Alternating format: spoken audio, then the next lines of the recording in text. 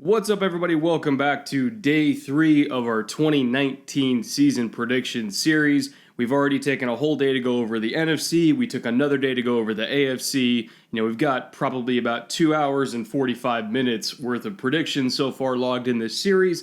And day 3, we're wrapping up with a little bit of a light one. We're only talking about a few things. One being the Super Bowl matchup that I determined throughout this week with the Chiefs facing the Eagles, as well as my predictions for all of the season-ending awards based on my game picks, being MVP, Offensive Player of the Year, Defensive Player of the Year, Offensive and Defensive Rookie of the Year, Comeback Player of the Year, and of course, Coach of the Year.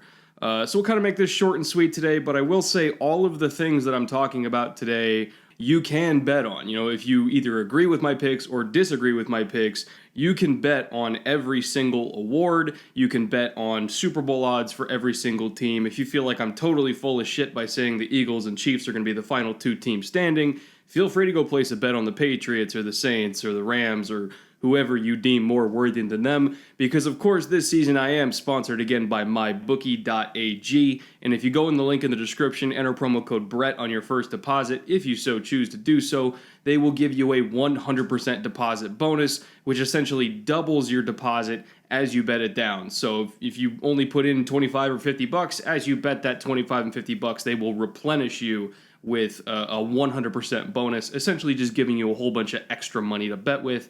And of course, if you win anything with that bonus deposit, you get to keep it like it's real money. There's no strings attached to it. You can cash out with it. You can keep betting with it, whatever you want to do. So great deal by MyBookie. It's going on all season long. But I would get into it before week 1 because that's when the odds for at least these kinds of bets are usually the best and have the juiciest payouts. But with that, let's move on to my actual Super Bowl pick. Again, like I said, I have the Chiefs and the Eagles facing each other in Week 22, and I have the Eagles coming out on top of that matchup. Very, very similar teams. Again, it wouldn't surprise me if both of them end up in the Super Bowl because I think they're inarguably 2 of the top 5 teams in the league, but they're also very similar to one another, which makes this matchup very intriguing if it were to happen.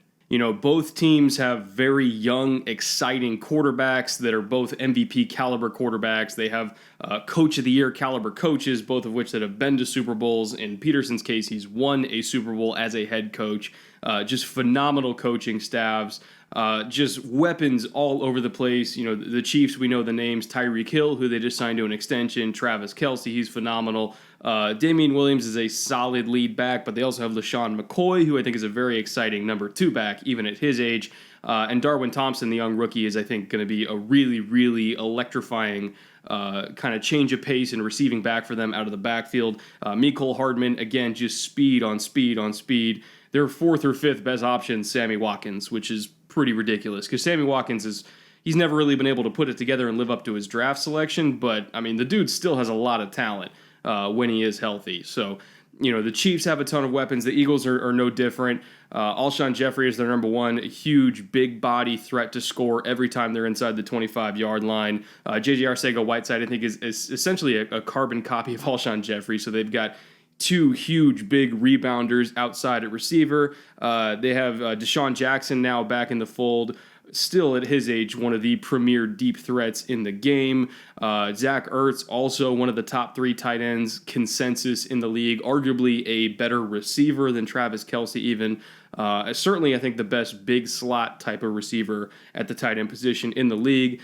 Their backfield, I think, is even more exciting than Kansas City, mainly because they have Miles Sanders, who I think is going to be a superstar in this league, and I'll get to him a little bit more again later in this episode. But they still have, a solid complement of backs behind him, too. They have Jordan Howard, who I think can be effective as a short yardage and goal line back for them if they want to give Sanders a blow.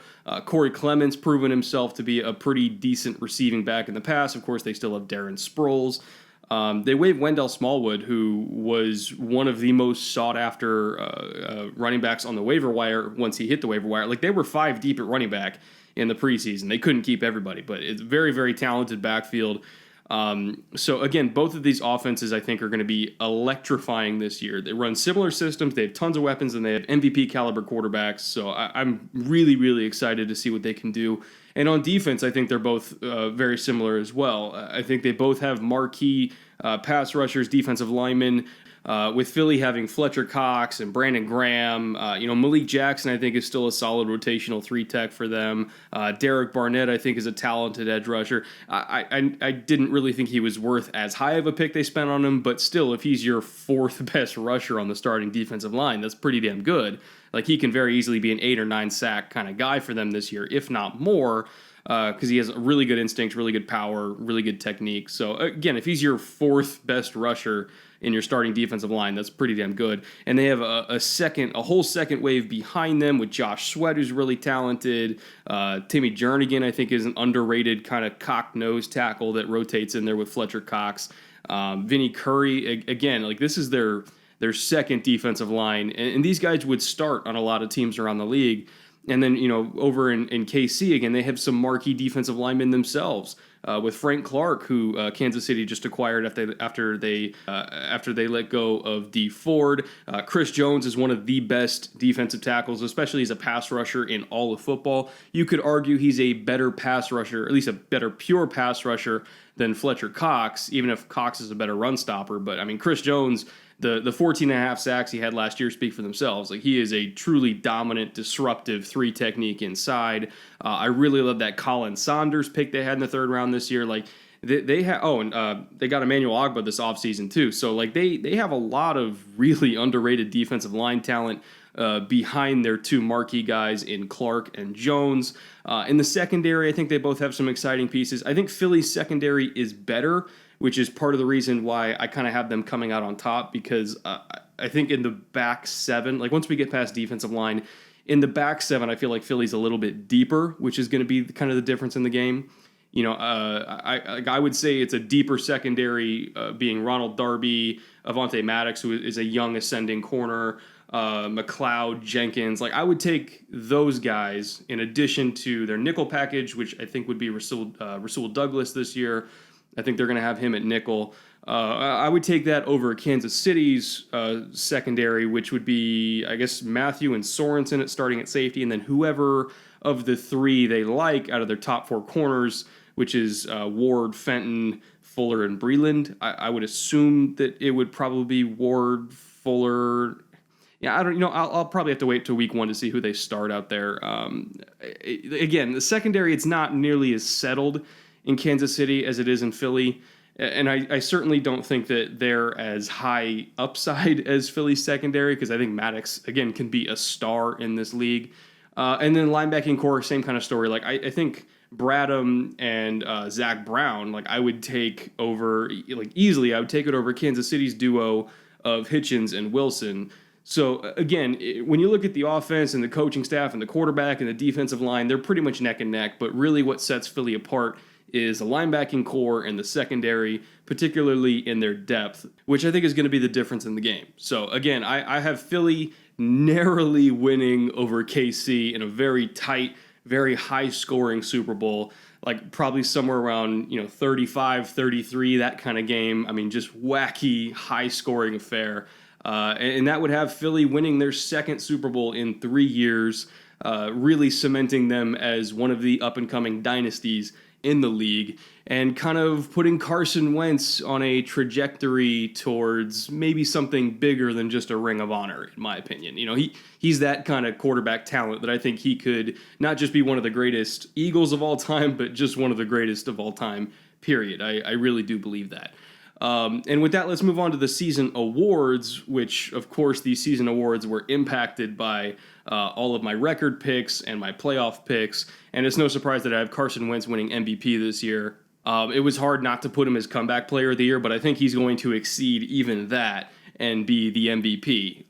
It's been a couple long years of injury for him, unfortunately, with the ACL a couple years ago, the back problems last year.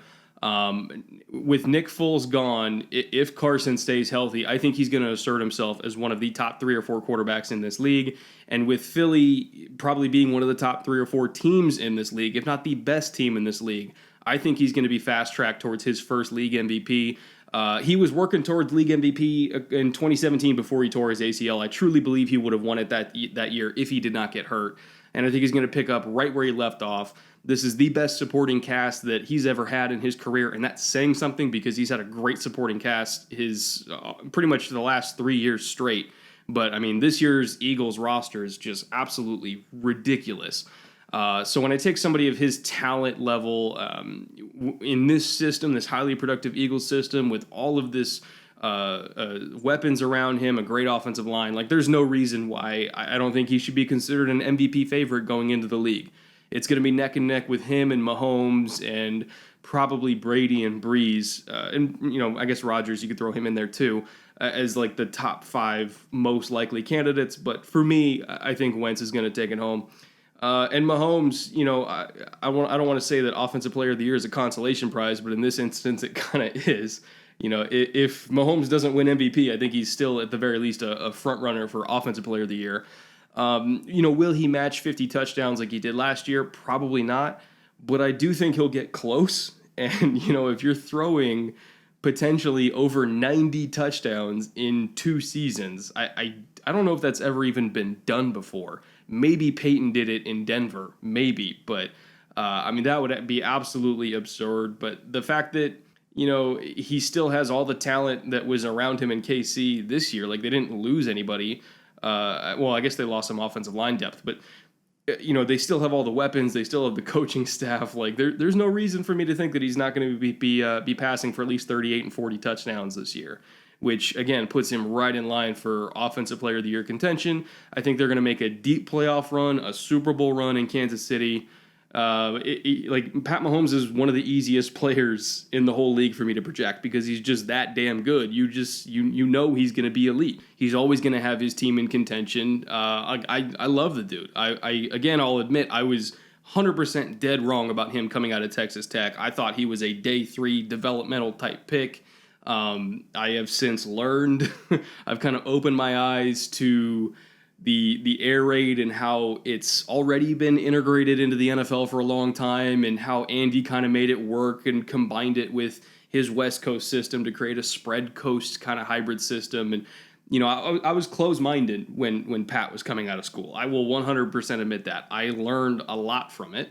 And that's part of the reason why I've kind of changed how I evaluate quarterbacks. I changed how I looked at Baker Mayfield based on, you know, how a lot of these spread quarterbacks are really coming into the league and hitting the ground running. I changed how I looked at Kyler Murray last year based on what happened with Mahomes and Baker and coming out of the same exact system and how they, again, really started their careers off on the right foot. And so I will credit Mahomes with changing how I look at the position and changing how I grade the position. And I think if you're that good of a player that you literally change how a position is thought of in college football, that's pretty special to me. So, again, I have him as Offensive Player of the Year to follow up on his MVP performance from last year. And that brings me to Defensive Player of the Year, where it's easy to kind of go with the chalk and say it's going to be Aaron Donald. I won't say it won't be Aaron Donald because he's arguably the best defensive player of the last 5 or 6 years, even over J.J. Watt and Khalil Mack and any other name you can throw out there. But I do think Khalil Mack is going to be the Defensive Player of the Year this year, mainly because I feel like Chicago's defense as a whole will be the best defense in the league. And I mean, we just saw it last night. How they suffocated Green Bay from start to finish. It's unfortunate that the Bears offense kind of shit the bed and cost them a win there. But, I mean, if you can hold Aaron Rodgers to 10 points in primetime, that's pretty damn special. And Khalil Mack was a big part of that. They could not run the ball at him, either front side or backside. Like, they tried to sift block him with Jimmy Graham and just got embarrassed. I don't even know why they attempted that. Khalil Mack, he was pressuring Rodgers all night long. He got a sack against Billy Turner. He was phenomenal, and I think it's going to be like that every single week. If he didn't get hurt last year, that sprained ankle against Miami, I think it was, you could argue he would have won it last year, even over Aaron Donald, because I think he cost himself 3 or 4 weeks of productivity with that ankle sprain. So yeah, I think Khalil Mack is going to take it this year. Again, it wouldn't shock me if AD got another one, a third straight, but I think being the best player on the best defense in the league is going to kind of give him a leg up with voters. And so if I were a betting man, I would bet on Mack taking home his second Defensive Player of the Year trophy of his career. And that'll bring us to the rookie awards, Offensive Rookie of the Year and Defensive Rookie of the Year. I've got Miles Sanders taking Offensive Rookie and Devin Bush taking Defensive Rookie. So both the Pennsylvania teams, Steelers and Philly, taking home those Rookie of the Year awards. Talking about Sanders specifically, again, I think, with the Eagles being one of the best teams in the league, one of the most explosive offenses in the league, and having the MVP at quarterback, I think that's going to not just open things up for Miles Sanders, but give him a lot more opportunities than maybe a lot of other rookie running backs in the league. Clearly David Montgomery being in the Bears offense, which is not as good as Philly's. It's similar system, but they just don't execute it nearly as well. They don't have as good of a quarterback either. David Montgomery, I feel like it might be a little bit hampered by the situation around him compared to Miles Sanders, who, similar talent levels. I feel like Sanders definitely has better deep speed, a little bit more twitch to him. It's just more athletically gifted in general. But just the fact that Sanders is in a better offensive situation with more talent around him and a better coach, in my opinion, and a better quarterback in everybody's opinion, he is going to get more opportunities to shine than David Montgomery. And I'll say this. You could argue that if Montgomery was in Philly and if Sanders was in Chicago, I would say the exact same thing. It's really all about productivity and just being on a good team that's in prime time a lot, that's winning a lot of games. Devin Singletary, for how productive I think he's going to be, I don't think he's got a shot at winning Rookie of the Year because I don't think the Bills are going to win that many games. And it's unfortunate because I think Devin Singletary is a great running back. I think Josh Jacobs is probably the best running back in this class. But if you're on a team that's only winning 5 or 6 games compared to the Eagles, who I expect to win 11, 12, 13 games, yeah, Sanders is going to get more preference. So, even if maybe Sanders isn't absolutely the best running back in his class, I think at the very minimum he's top 3 in his class. Even if he's not the best running back in his class, I think he's the safest bet for Offensive Rookie of the Year just because of the situation, how it's going to create a lot of, or at least manufacture a lot of productivity for him because they're going to have a lot more red zone opportunities than probably the Raiders and the Bears will, which means more opportunities for him to convert, which means more touchdowns, which means more stats, which means more votes. So if we're just looking at it from a pure talent perspective, yeah, Josh Jacobs, I think, is the better running back. If we're looking at it from a productivity and who's going to win the award standpoint, I would go with Miles Sanders. Same kind of thing for Devin Bush. Linebackers usually are at least either you're a sack artist or you just get a shit ton of tackles. Those are usually the guys that win Defensive Rookie of the Year. You have to be like truly unbelievably special at like a non-stat padding type of position, like, safety or corner or nose tackle or defensive tackle to win that award.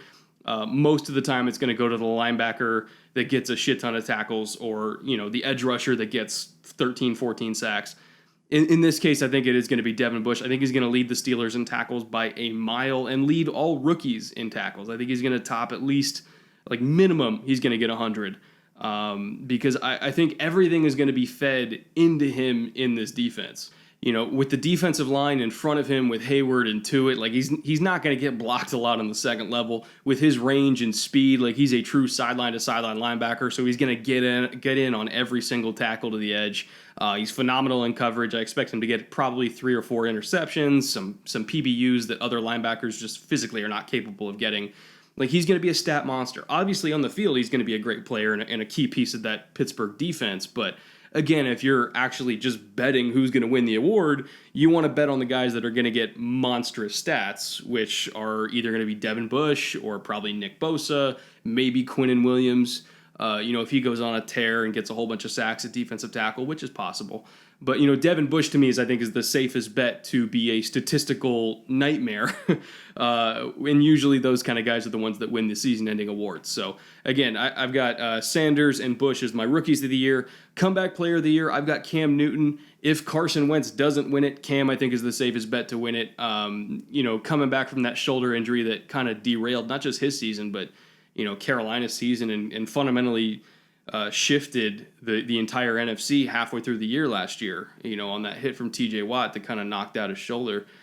Coming back from that, it's a tough road. I think it's been no secret, how grueling it's been for Cam to stay healthy the last few years, ever since that MVP season and Super Bowl run a couple years, or was it 2015? He's kind of been dealing with injury after injury since then. So I think if he can put together a really strong campaign this year where he stays healthy and he leads Carolina to a postseason appearance, which I think he will, I think they're going to be tied with New Orleans, like I said a couple days ago, for the division lead at 10-6. If he can do that, I think he solidifies himself as one of the top candidates for comeback player of the year, and he would certainly be my comeback player of the year because shoulder injuries are no joke. Like I've had labrum injuries myself, and they are incredibly painful. Like I couldn't even put on a sweatshirt for the first couple weeks after mine. Like it was, you really can't kind of use your arms. So the fact that he was able to play professional football through that is incredible. So again, I respect Cam a lot for battling back from these multiple injuries, the car accident, the shoulder, now the foot. And if he can put together a productive campaign like I know he can and make the Panthers a true NFC threat like I know he can, yeah, he'll be comeback player of the year in my opinion. And that brings us to the last award, which is Coach of the Year. It's just all Eagles so far. Like I've got Doug Peterson winning Coach of the Year. I think he's going to be, if not the best record in the NFL, I think he's going to be one of the top 2 or 3 best records in the NFL. I think he's going to run away with the NFC East. As good as Dallas is, I don't think that they're going to be able to touch Philly this year. I think that Peterson's easily the best coach in the division. Arguably the best coach in the entire conference, even above guys like, Sean Payton, who's a future Hall of Famer himself. I really do think that Peterson is that damn good of a head coach. And if he's leading the Eagles to his second Super Bowl in 3 years, with 2 different quarterbacks, by the way, I think he'll deserve Coach of the Year. He's done a phenomenal job shaping that roster along with Howie Roseman, and kind of give you a bonus one. I think Howie Roseman's going to be up for Executive of the Year again because he's also arguably the best at his job in the entire league. So, I mean, this Eagles, the whole organization from owner to front office to coach to quarterback to defensive talent to offensive depth, like the Eagles are loaded, man, in every conceivable way.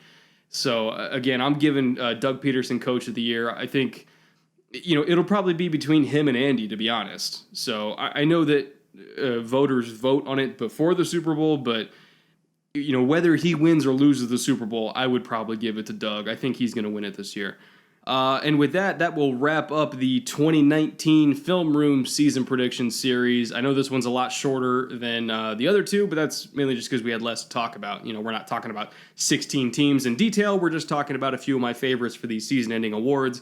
And, of course, handing out our fake future Lombardi trophy to the Philadelphia Eagles. Thank you, everybody, for watching this year. Again, if you want to bet on any of these picks, whether with or against me, if you think I'm totally full of shit, again, head down to that link in the description to mybookie.ag, our season-long sponsor. Phenomenal online sportsbook with a great deal. Again, you get that 100% deposit bonus, so whatever you put in initially up to $1,000, they will match it completely as you bet it, to give you essentially double the bets, and you get to keep whatever money you win. There's no strings attached to it. So again, that's a great deal. Thank you again to MyBookie for sponsoring this channel for the entire season. We wouldn't be able to do this without them, and we wouldn't be able to do this without you guys too. So hopefully you guys stick around throughout the whole year. We're going to have a lot of film study coming out over the next couple weeks. I've got 2 film rooms coming out next week, one early in the week, one late in the week. We've got 3 game pick videos for the week 2 games. I'm going to be highlighting 3 of the most intriguing matchups that I'm going to be betting on. So we're going to have content pretty much every single day throughout week 2. So I'm super excited for that. Hopefully you guys stick around. And I will see you guys in a few days with a very, very interesting film room that I think you're all going to be excited to see. And until then, later.